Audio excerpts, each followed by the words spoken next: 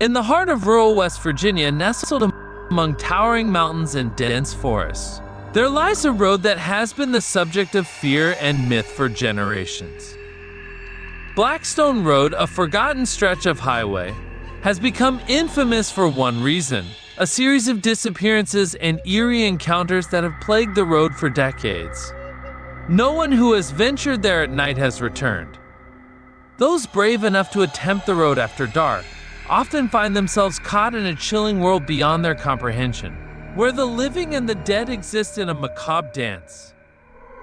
The legend of Blackstone Road starts long before it gained its fearful reputation. In the early 1900s, this once peaceful route was nothing more than a quiet highway connecting the town of Morgantown to the rest of West Virginia. Travelers passed through the dense woods, and the occasional car would break the silence. But nothing more sinister than the whisper of the wind disturbed the night. It wasn't until the 1920s that the first known incident occurred, when a local woman named Eleanor Hawk vanished without a trace.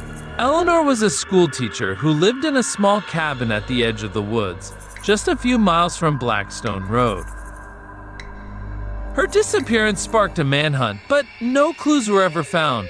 People in the nearby towns whispered that she had been taken by the spirits that haunted the woods, and from that point onward, Blackstone Road became the subject of whispered tales, warnings passed down from generation to generation. As the years went by, more reports of disappearances flooded in, all tied to the same eerie pattern. Each night, just after sunset, a woman in a white gown was said to appear on the side of the road. Her figure, shrouded in mist, stood still, her head bent downward, as though she were waiting. Some said she looked like a lost traveler. Others claimed she had the hollow stare of someone who had died long ago. No one knew who she was, but everyone knew that to stop for her was to seal your fate. Jason Fields was an experienced truck driver from Charleston. He had been driving for over a decade, hauling freight from one town to the next, and had seen just about everything the road had to offer. But there was one thing Jason never believed in: ghost stories. He had heard the rumors about Blackstone Road. He had heard the whispers in bars and truck stops about the woman in the white gown who haunted the highway. But Jason laughed it off. He wasn't the superstitious type, and certainly not the kind to be scared by the silly stories of ghost hunters and old-timers.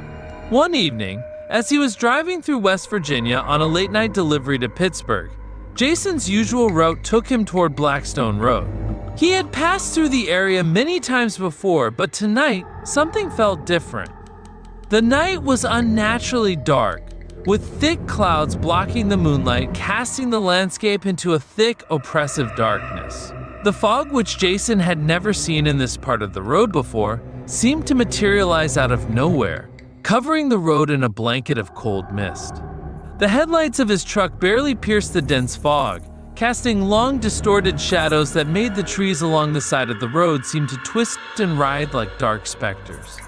As Jason rounded a sharp turn known as the Devil's Turn, the spot where so many drivers claim to have seen the mysterious woman, he slowed the truck and squinted into the fog. He could barely make out the outline of a figure standing by the side of the road. "Must be a hitchhiker," he muttered to himself, shaking his head. It wasn't uncommon for people to be stranded on the road, especially in the middle of nowhere. He rolled down his window, the cold night air rushing in as the truck slowed to a stop. "Hey!"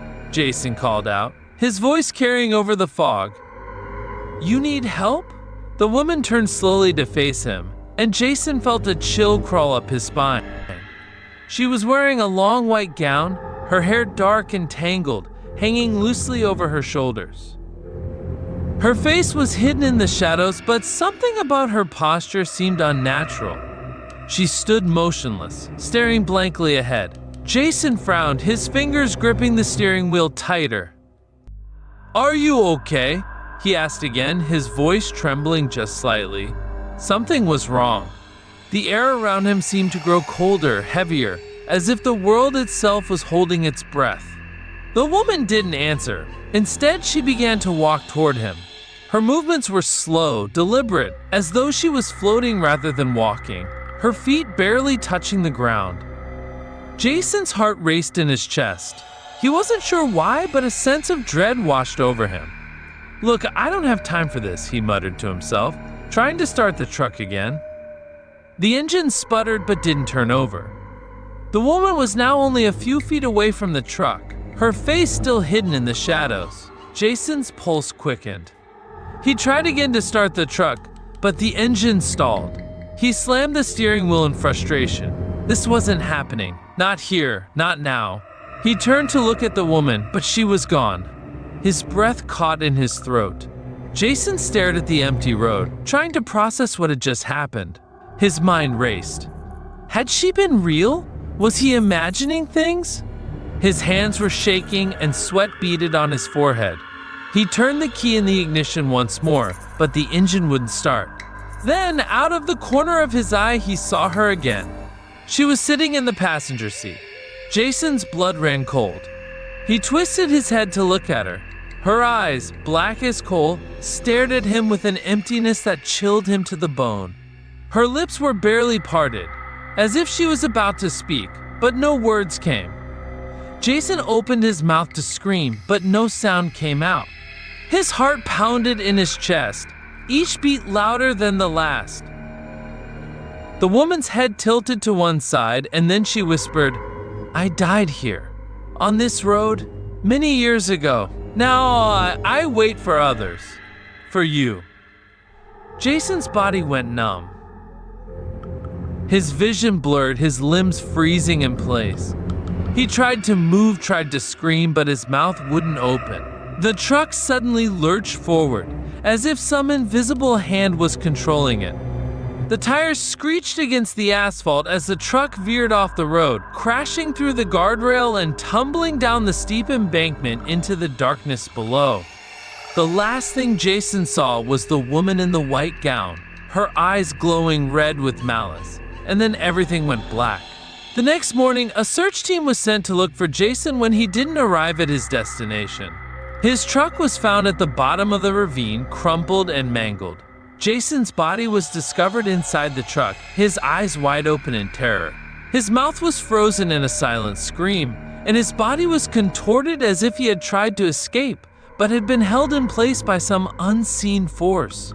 There was no sign of the woman. Word spread quickly through the town, and soon locals gathered at the scene. People whispered of the woman in white, the spirit that had claimed yet another soul. But Jason's was not the first death on Blackstone Road, and it certainly wouldn't be the last. As the years passed, more stories of disappearances and ghostly encounters filled the air. One by one, drivers began to vanish on Blackstone Road, each meeting the same grim fate. The woman in the white gown appeared only to those who dared to travel alone at night, waiting patiently for them to stop. Once they did, she would lure them into the truck, and no one would ever see them again. The local villagers began to avoid the road entirely. It became a place of fear, a cursed stretch of highway that no one dared cross after sundown. There were whispers of spirits, of the woman in white, of Jason, of all those who had come before him, haunting the road, waiting for the next unwitting soul. Then one night, a brave journalist named Anna Wallace came to the town to investigate the disappearances.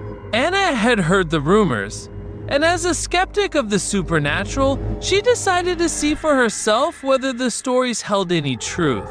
Armed with only her camera, a flashlight, and a notebook, she set out to uncover the truth about Blackstone Road. She drove alone, just as many others had, her headlights cutting through the thick fog that had settled over the road. As the hours passed and the fog grew denser, Anna felt her nerves begin to fray. The stories seemed too real, too vivid, and she couldn't shake the feeling that someone or something was watching her. And then, as she neared the infamous Devil's Turn, she saw the figure, the woman in the white gown. She was standing by the side of the road as still as a statue, her head bowed. Anna's heart pounded in her chest, but she remained calm. This was what she had come for after all. She rolled down her window and called out, "Do you need help?" The woman didn't answer. Instead, she slowly raised her head and locked eyes with Anna. Anna's blood ran cold. The woman's eyes were empty, hollow black voids, like two gaping holes where her soul had been ripped out. Anna couldn't look away, couldn't tear her eyes from the woman's gaze. She reached for her camera, her hands trembling as she snapped a picture. And then, just as suddenly as she had appeared, the woman vanished. Anna's heart raced. She slammed the car into gear and floored the accelerator, desperate to escape the nightmare that was unfolding before her. But the car wouldn't move. The engine sputtered and died. Out of the corner of her eye, Anna saw her again, this time inside the car, sitting beside her in the passenger seat. She tried to scream, but the words died in her throat. The woman reached out a hand, and Anna felt her heart stop as a cold, suffocating pressure filled the car. "I'm not alone anymore," the woman whispered. "You're mine now." The car doors flew open, and Anna was pulled into the darkness.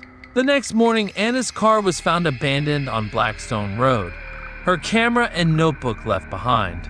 There was no sign of Anna.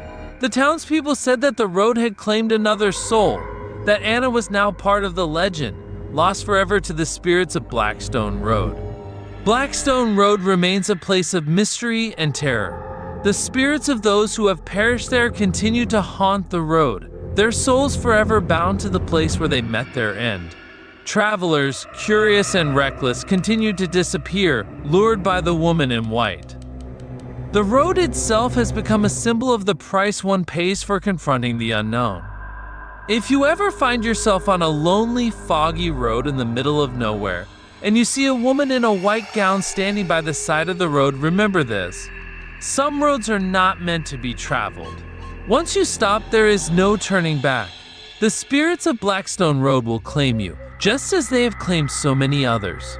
And the next time you hear a strange whisper on the wind, or see a flash of movement in the darkness, it might just be the woman in white, waiting for her next victim.